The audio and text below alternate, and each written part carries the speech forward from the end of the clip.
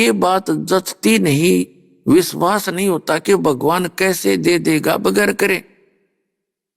भगवान ने एक विधि बताई है कि ऐसी साधना करो और ये भक्ति करो तो तुम्हें बिना करे भी दूंगा मैं। अब जैसे बालक है, स्टूडेंट है, जो विद्या ग्रहण कर रहे हैं, माँ बाप उनको बगैर घर के काम करे नो के तू काम ना करे बेटा, अपना पढ़ाई का कर ले बेटी, और बैठे रोटी भी दे बना के भी और कपड़े बनवा के धरे ले बेटा और जाओ स्कूल में विद्या प्राप्त करो। उनको बैठों को मिल रहा है। यदि वो बच्चे गफलत करते हैं, बच्चे माता पिता 1-2 वर्ष देखेंगे, फिर उन्हें कहेंगे चल कर मजदूरी, बैठ दुकान पे, ना चल खेतों में, तो फिर वो मजदूर लाने पड़े। इसी प्रकार यदि हम सत साधना करेंगे इस परम पिता के बताए अनुसार, आपके घरों में इतनी बरकत कर देगा, सत्कर मान लियो, और आपका समझ में नहीं आओगी हो कैसे रहा।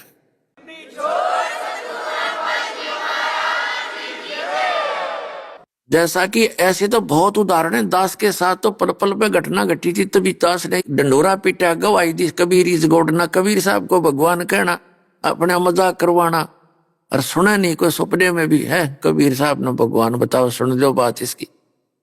और लेकिन ये भगवान था और है और सदा रहेगा।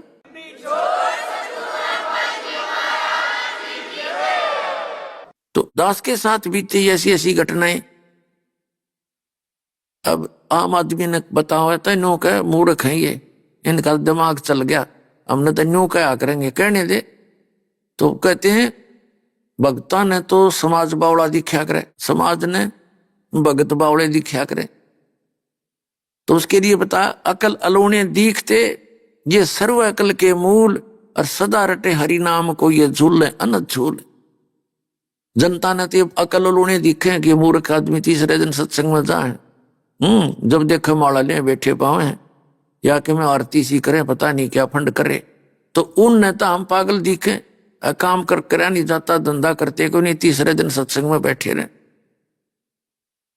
तो समाज के लिए तो हम अकल अलूने हैं। अकल अलूने माने मूर्ख। तो कबीर साहब कहते हैं अकल अलूने दिखते ये सर्व अकल के मूल, इन तो सब ज्ञानों का ज्ञान हो गया कि मोक्ष भगवान से होगा, इस साधना से होगा, मनुष्य जीवन बार बार मिले नहीं। और परमात्मा जब बरकत देगा तो ऐसी देगा, समाज खड़ा खड़ा देखेगा और आपकी नकल करेगा, आपके साथ आना पड़ेगा उन्हें एक दिन, ये विश्वास रखना।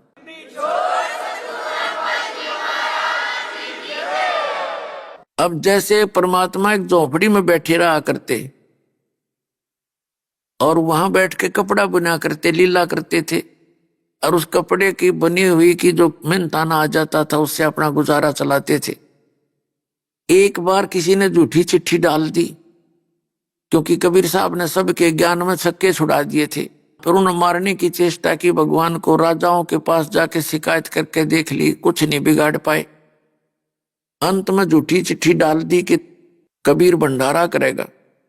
18 लाख व्यक्ति बाबा जी आगे, जैसे कुंभ का मेला देखो आप, वहां तक शायद ही मुश्किल तो 2-3 लाख इकट्ठे हो रहे होंगे। 18 लाख आगे इसे अपने चेलियां समेत। उस चिट्ठी में ये भी लिख दिया था कि एक दौर मिलेगी, दौर यानी कंबल समझ लो बहुत बढ़िया वाला, दोहर होती थी, वो डबल होती थी और बहुत अच्छे कपड़े की बनी हुई होती थी, सर्दियों में काम आता था, वो कंबल टाइप होता था, वो कॉटन का ही। एक दोहर बहुत कीमती होता था और एक असरफी 10 ग्राम सोना, कि ये तो प्रत्येक साधु को दक्षिणा में दिया जाएगा प्रत्येक भोजन के उपरांत। सुबह भी, दोपहर ने भी, शाम ने, चाहे कितनी बार खाइयो, कोई काउंटिंग नहीं। और 3 दिन भंडारा, लाडू जलेबी का सब आहार मिलेगा। तो सभी मंडलेश्वर जितने भी थे पेट भर अपने चेल्या ने भी ले आए। अब सारे चेले रोटी खाएंगे, सब ने दौर मिलेगी, असरफी मिलेंगी हैं, और मैं अपना स्टॉक करूंगा। उनका गुरु जी ऐड, तो सब नाक लिया, काने को डुल्ले लंगड़े सारे लागे। 18 लाख इकट्ठे हो गए और घर में रोटी नहीं, सुबह का आटा नहीं, लीला देख उस परम पिता की। हमें विश्वास दिलाना चाहते हैं, कहे कबीर सुनो भी साधो मैं तो हूं विश्वास में। यदि मेरे पर विश्वास करोगे कि कबीर इज गॉड और मेरी मर्यादा में रहना, देखना तुम्हारे ऐसे ठाठ कर दूंगा। 18 लाख व्यक्ति आकर बैठ गए, कभी परमात्मा बैठे झोंपड़ी में। उधर से जब पता चला रविदास जी के माध्यम से, पता तो उनको था ही, उसी समय सतलोक गए बंदी छोड़, दूसरा रूप बना के एक रूप में बैठे झोंपड़ी में। और वहां टेलीफोन कर दिया था यहीं से कि 9 लाख बैल तैयार करो। वो भगत ही बैल बनाए मालिक ने, उनके ऊपर सारा डाल करके बना बनाया पका पकाया। वहां तो आल सदा भरे रहते हैं भंडारे। वो ऐसा स्थान है, वहां का मटेरियल कभी खराब नहीं होता। और जाते ही लाए भर के 2 सेकंड में पृथ्वी लोक पे आवे जय जयकार होती हुई और ला दिए भंडारे। 3 दिन कंटिन्यूस 3 दिन। और दिन में पता नहीं वो बेईमान से अच्छे खाते हो और सरपियां के मारे, वह न्यारी कसर थी। तो बैठा न दे दिया 3 दिन। वो पूरे विश्व को दे सकता है, पूरे विश्व को। ये तो इतना समर्थ समझो उस परमात्मा ने। ये 21 ब्रह्मांड इस काल के और 7 संग ब्रह्मांड इस अक्षर पुरुष के।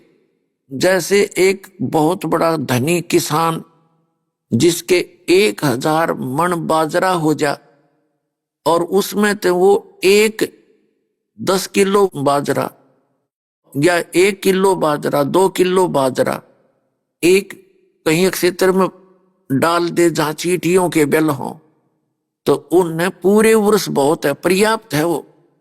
और उसका कुछ भी ना लग गया, उसकी एक मुट्ठी। तो वो समर्थ ऐसा स्थान है सतलोक, और वो ऐसा समर्थ भगवान है कबीर साहब।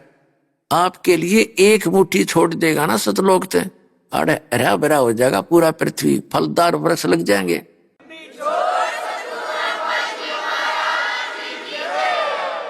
सदा बाहर कर देगा इस पृथ्वी को। ये सत्कर मान लेना, एक विश्वास करके देखो। और जो क्रिया दास बताता भगवान की बताई हुई, इसको करके देखो पूरा विश्व। जब पुनः सतयुग जैसा माहौल नहीं आ जाता, आवत गाई, क्योंकि सबने मानना पड़ेगा ये आदेश है भगवान का। फिर देखना कैसे समय पर वर्षा होया करेगी, कोई अकाल नहीं गिरेगा। पिता से पहले पुत्र की मृत्यु नहीं होगी, क्योंकि भगवान ये समर्थ है, ये एक्सटेंड कर सकता है, हर एक की आयु को एक्सटेंड कर सकता है।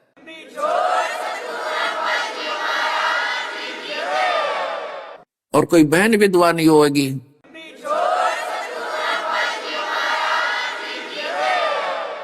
क्योंकि अब क्या स्थिति आ गई, बहन विधवा हो रही है क्योंकि पति पीवा शराब। वह 6 महीने साल 2 साल दुख सुख पाका, आखिर महीनों कहे भगवान यू मर जाता अच्छा है, तो बताओ कैसे फिर सुहागन रहेगी।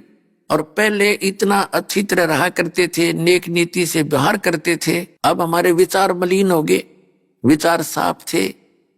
अपनी पत्नी को वो बहुत प्यार से रखा करता था, तो पत्नी हरदम दुआ क्या करती थी, ये परमात्मा इतनी अच्छी आत्मा का आदमी है, इससे पहले मैं मर जाऊं, यो बाद में मरे। तो पुण्यात्माओं, अब पुनः वही स्थिति आ जाएगी, सब बुराई छोड़ेंगे। ये बीड़ी शराब मांस तमाकू ये बकवाद चटपट हमने कहाँ बकवाद सीखी, उन गंदे लोगों से सीखी।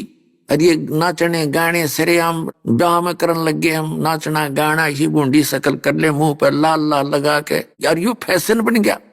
ये लिपस्टिक पेपिस्टिक ना लाओ तो बहनें कहती हैं, ऑफिस के अंदर चर्चा चलती है कि तू क्या हो गया, तेरे घर में क्या घटगी घटना, तू ये लिपस्टिक ना ला कहती, ऐसा बूंदा मुंह ना कर कहती है तेरा कहते भैया। ये सारी हमने एक परंपरा बना ली, जो कितनी बकवाद है वो एक परंपरा में आ गई। इसको खत्म करेंगे, बिल्कुल जड़ से मिटाएंगे, सीधे स्वभाव से रहेंगे। और हम विवाह शादियों में जो बेमतलब की अपनी समस्या पैदा करते कतई नहीं करेंगे, क्योंकि इससे हमारा एक दूसरे का संस्कार बढ़ता है। हमने संस्कार को खत्म करना है वहां जाने के लिए जहां सदा सुखी रहेंगे, और वहां कोई दुख नहीं, वहां वृद्ध अवस्था नहीं, और वहां मृत्यु नहीं सतलोक में। तो क्या है कि ब्राह्मणा 3 वेदा चयगा विहिता पुरा। पुरा माने सृष्टि की प्रारंभ में ये परमात्मा प्रत्येक युग में आते हैं और उस समय भी ये यही ज्ञान सुनाते हैं। लेकिन जो बुद्धिमान व्यक्ति होते हैं वो परमात्मा की शरण में आते हैं,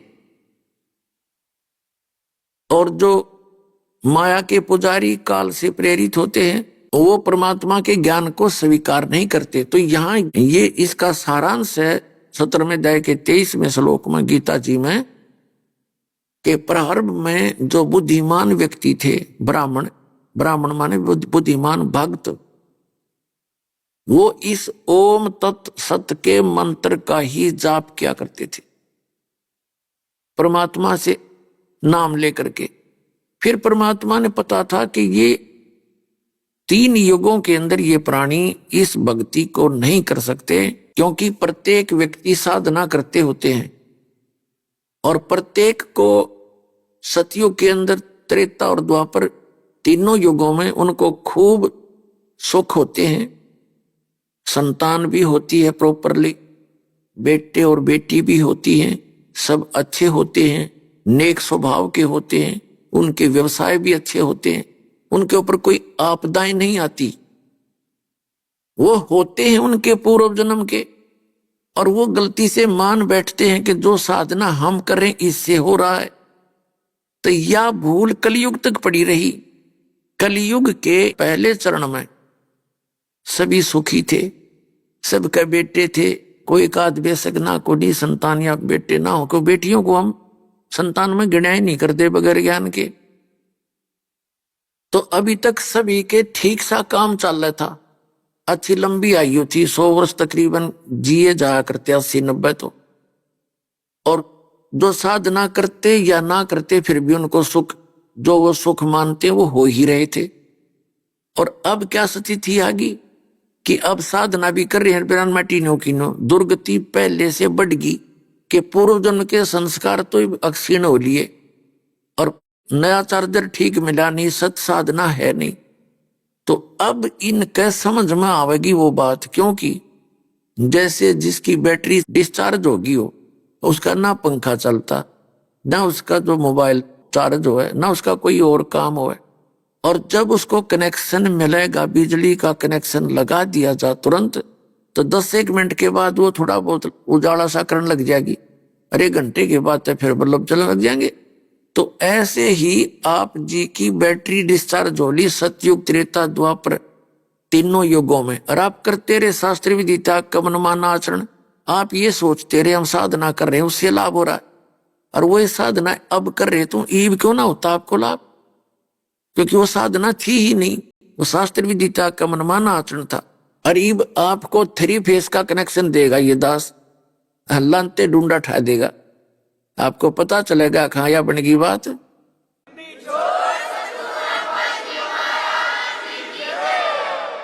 तो प्रसंग चल रहा था 4थे अध्याय के 32वें श्लोक में, क्या बताया है कि उस पूर्ण परमात्मा ने समर्थ सच्चिदानंद घन ब्रह्म, 17वें अध्याय के 23वें श्लोक में एक ब्रह्मण्य शब्द है, इन्हीं अनुवाद करता हूं कि यहां बुद्धि सलप नहीं करी, इन्होंने सही अनुवाद कर दिया। ब्रह्मण्य माने सच्चिदानंद घन ब्रह्म, यानी गीता ज्ञान दाता से कोई और है समर्थ शक्ति, जिसके विषय में 4थे अध्याय के 34वें श्लोक में और जिसके विषय में 7वें अध्याय के 29वें श्लोक में कहा कि उस तत्ब्रह्म को जो जान लेता है, सारे दातम ज्ञान से परिचित है और सभी कर्मों से परिचित है, वो व्यक्ति केवल जरा और मरण से मोक्ष पाने के लिए ही प्रयत्न साधना करता है, इस संसार की किसी वस्तु की डिमांड नहीं करता। अब अर्जुन ने 8वें अध्याय के प्रथम मंत्र में गीता जी में पूछा कि किम तत्ब्रह्म, किम अध्यात्म और किम कर्म पुरुषोत्तम, वो तत्ब्रह्म कौन है जिसके विषय में आप बता रहे हो, उसको जानने के बाद फिर आदमी यहाँ की कोई इच्छा नहीं चाहता, उस लोक उस अध्यात्म ज्ञान से परिचित हो जाता है। उस अध्यात्म ज्ञान से परिचित होकर जो 4थे अध्याय के 34वें श्लोक में लिखा है कि तत्वदर्शी संत की खोज कर ले, वो तत्व ज्ञान बताओगा। और तत्व ज्ञान कौन सा होगा? जो 4थे अध्याय के 32वें श्लोक में बताया कि सच्चिदानंद घन ब्रह्म ने खुद अपने मुख आके बोला, वो ज्ञान है तत्व ज्ञान। और वो तत्व ज्ञान ना गीता जी में ना वेदों में, ना कुरान में, ना पुराण में, ना बाइबल में, ना तोरा जबूर और अंजील में। वो तो ज्ञान इसे हटकर है, चारों युगों में दिया, वो नष्ट कर दिया गया बाद में, किसी का समझ में आया नहीं। अब कलयुग में फिर दया करी दाता ने, 600 वर्ष पहले आए थे, 120 वर्ष रह के गए परमात्मा। परमात्मा की पहचान बताते हुए कुरान शरीफ का एक वक्ता मुसलमान भाई बार बार कहता है कि परमात्मा की पहचान यदि करनी है तो सूरत इखलास 112 की आयत 1 से 4, उसमें 4 आयत है, उसमें ये प्रमाण है कि वो ना तो जन्म लेता है, वो जन्म नहीं लेता, वो इमोर्टल है, अविनाशी है। तो परमात्मा कबीर साहब है, उसके ऊपर खरी जाती है वो सारी उनकी डेफिनेशन, उनकी सारी पहचान, कि वो सह शरीर आया था, उसका जन्म नहीं हुआ उनका परमात्मा का, और सह शरीर गए थे मगर स्थान तक। मगर स्थान है, पहले बस्ती जिला था, अब संत कबीर नगर जिला के अंदर एक छोटा सा कस्बा है। वहां बिजली खान नवाब थे, मगर रियासत के नवाब, वो भी कबीर साहब के शिष्य थे। बिजली खां पठान मगर उस रियासत के नवाब थे, और वीर देव सिंह बघेल काशी के राजा थे, नरेश थे, दोनों ही शिष्य थे। परमात्मा ने मगर के अंदर आकर शरीर छोड़ने का, अपना अंतिम प्रस्थान करने का फैसला कर लिया, क्योंकि ब्राह्मण लोगों ने मूर्ख बना रखा था समाज को कि जो मगर मरेगा वो गधा बनेगा और नरक में जाओगा। परमात्मा ये कहा करते कि ये झूठ बोल रहे हैं, ये आचार्य शंकराचार्य थारे मंडलेश्वर ब्रह्म, ये संत महंत, ये ब्राह्मण, क्योंकि सत भक्ति करने वाला व्यक्ति कहीं मरियो, वो अपनी जैसी भक्ति कर रहा है उसके आधार से वहां जाएगा, और खोटे कर्म करने से काशी में मर जाइयो, गधा बनेगा। इसको प्रमाणित करने के लिए परमात्मा ने कहा था मैं मगर में शरीर छोड़ दूंगा, और आ जाइयो पंडितो, अपना ले का पोथी पत्रा, अरे हिसाब लगा लियो कहाँ गया हूं मैं। तो सह शरीर गए थे परमात्मा, लाखों लोग देख रहे थे, 2 राजा खड़े थे, सेना खड़ी थी, जनता खड़ी थी वहां पर परमात्मा का शरीर नहीं मिला था। ऊपर जाकर आवाज करी थी कि देखो मैं कहां जा रहा हूं। जब देखा तो आकाश में परमात्मा जा रहे हैं सह शरीर। तो जो प्रसंग चल रहा है, सच्चिदानंद घन ब्रह्म ने जो अपने मुख कमल से बोला वो ज्ञान, वो तत्व ज्ञान है। चौथे अध्याय के 34वें श्लोक में कहा कि उस तत्व ज्ञान को तो तत्वदर्शी संतों से पूछ। तो वो ज्ञान ना वेदों में, ना पुराण में, ना कुरान में, ना बाइबल में, वो इस दास के पास है, वो गॉड गिवन है, इस दास के पास है।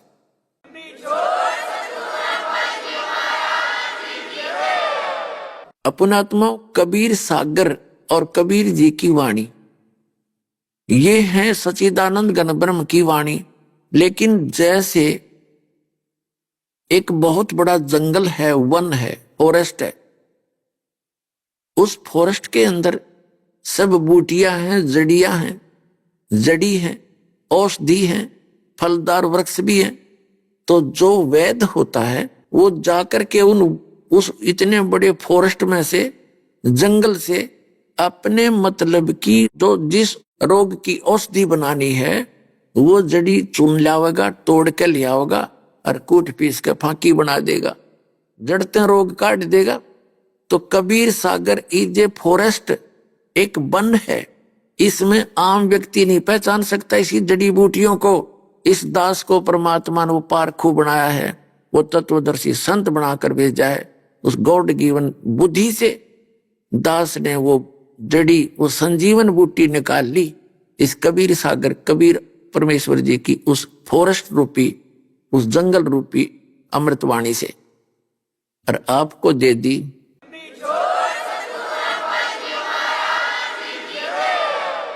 अब ऐसी जड़ी बना दी है कि पूरे विश्व का कल्याण हो सकता है, ये कभी खत्म नहीं होती, और फिर भी शेष रह जाएगी इस दास के पास। ऐसी प्रबल शक्ति है इस दाता की, उस कबीर भगवान की। तो प्रसंग चल रहा है, परमात्मा ही आकर के अपने यथार्थ ज्ञान को, अपने द्वारा रची हुई सृष्टि को वही ठीक ठीक बताता है। अथर्ववेद कांड नंबर 4, अनुवाक नंबर 1, मंत्र 1 से लेकर 7 में 7 मंत्र है। सृष्टि रचना के कोड वर्डों में कंप्लीट है उसके अंदर। लेकिन गुरु और टीचर तो वही होता है जो कोड वर्डों को भी समझे और विद्यार्थियों को विश्लेषण करके बतावे। आज तक हमारे इन वेदों के पाठकों और वेदों के चारों वेदों को जो कंठस्थ घोट के और सुनाते फिरते थे, त्रिवेदी तीनों वेदों को घोट लेते थे, दिव्यवेदी जो दो वेदों को कंठस्थ याद कर लेते थे, उन ब्राह्मणों को दिव्यवेदी कहा करते थे, दिव्यवेदी।